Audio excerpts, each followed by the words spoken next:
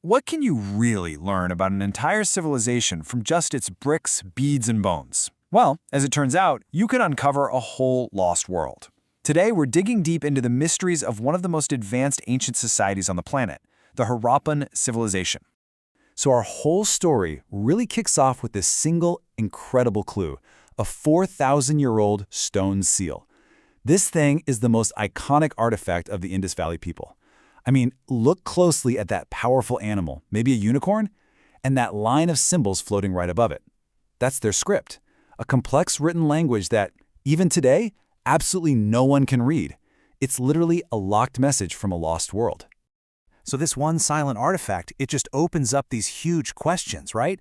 Who were these people who built these unbelievably advanced cities? How did their engineering rival the Great Pyramids of Egypt? And maybe the biggest mystery of all, why on earth did they just vanish?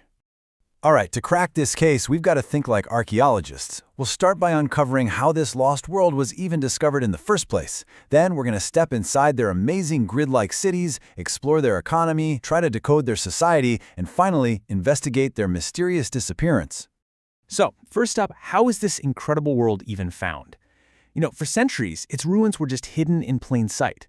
It wasn't until the 1920s that archaeologists digging at two major sites, Harappa and Mohenjo-Daro, had that aha moment and realized it stumbled upon an ancient civilization totally unknown to history.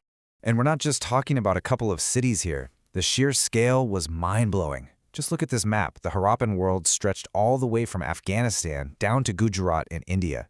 And across this whole massive area, you find the exact same culture, linked by their unique seals, their standardized weights, and those signature baked bricks.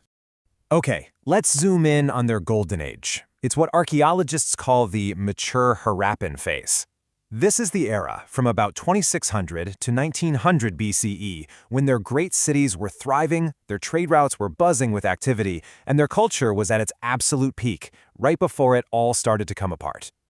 Okay, so their culture was huge, right? But what was life actually like for the average person? Well, the answer lies in maybe their most unique feature, their cities. So let's go inside their most famous city, Mohenjo-Daro, and find out. I mean, the second you lay eyes on a map of the city, the planning is it's obvious. Mohenjo-Daro was split into two separate parts. You've got the citadel up on a high platform, probably for public buildings. And then below it, you have the much, much larger lower town, where pretty much everyone lived. This wasn't an accident. It was a masterclass in urban design. But honestly, this is where their genius just blows you away. Think about how we build cities today. Well, the Harappans had this revolutionary idea.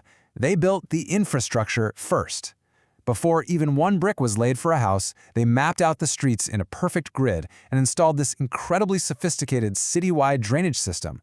Only then did they build the homes, each one planned to connect right into that network. It's just an incredible feat of foresight. Now, let's zoom in on a typical house. Life was centered around a courtyard. That's where all the action happened, like cooking and weaving, and they clearly valued their privacy. There were no windows on the ground floor walls, and the main entrance was designed so you couldn't see directly into the house. Oh, and get this. Every house had its own bathroom, paved with bricks, and connected to that amazing citywide system. And you see this focus on public spaces even more clearly up on the citadel. This wasn't where powerful people lived in palaces. It was for huge public structures. The most famous is the Great Bath, this massive, perfectly waterproofed tank. Given its scale, archaeologists are pretty sure it was used for important group rituals, a real centerpiece of their community life. So how in the world did they feed these massive cities and keep this complex society running? Well, that brings us to their economy, which was built on agriculture, super sophisticated crafts, and long-distance trade. Well, farming was the backbone of it all, crops like wheat and barley. But how did they work their fields? Since we can't read what they wrote, our best clues come from their art, like the bowls on the seals and these little terracotta models. From this evidence, archaeologists are almost certain they used oxen to pull plows, a huge technological leap for farming back then.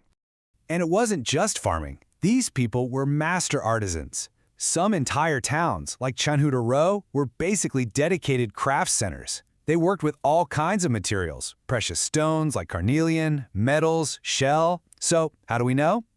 This is the clever part. Archaeologists find these workshops by looking for the trash, the discarded bits and pieces left behind when they were making things. You know, they weren't just making all this amazing stuff for themselves. The Harappans were part of a global trade network.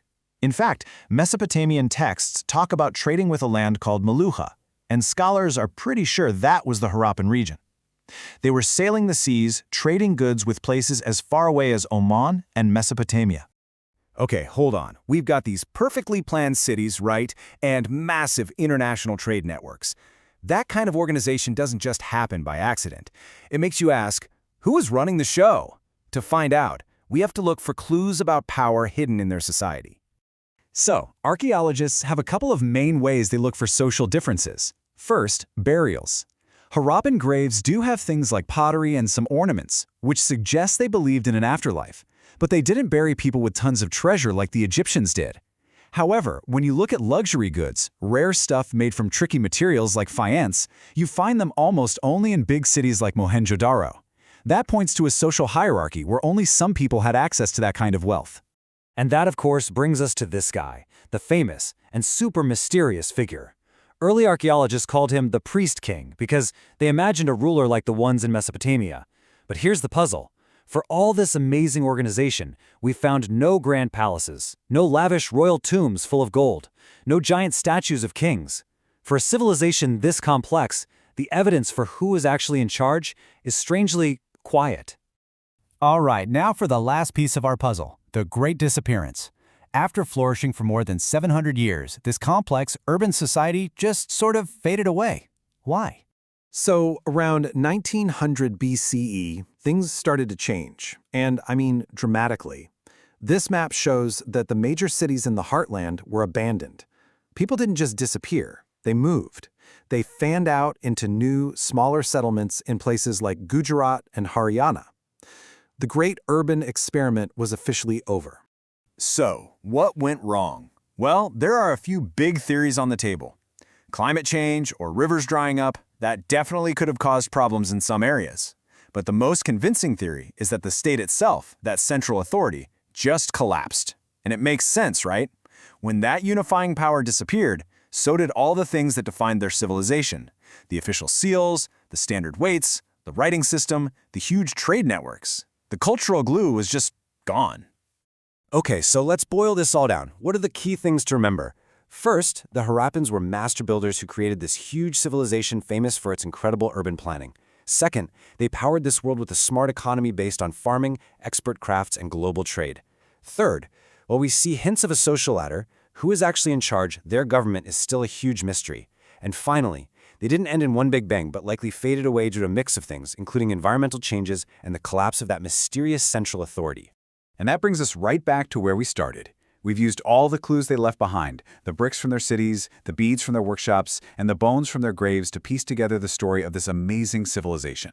And so, even though we can piece together so much of their world from bricks and bones, their own voices are still totally silent. Their stories, their beliefs, their history. It's all locked away in a script we can't yet read. The final message is a complete mystery, which really makes you wonder, what secrets are they still waiting to tell us?